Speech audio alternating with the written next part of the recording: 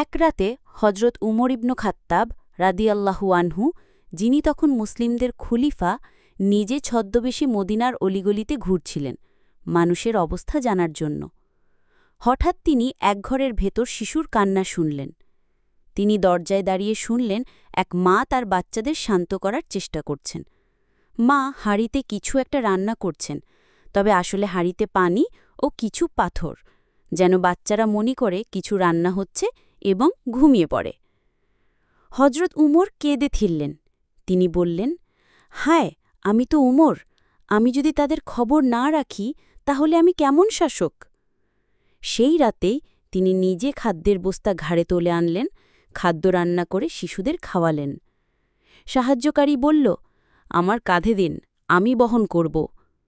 ওমর রাদিয়াল্লাহু বললেন, কিয়ামতের দিন আমার বোঝা কি তুমিই বহন করবে?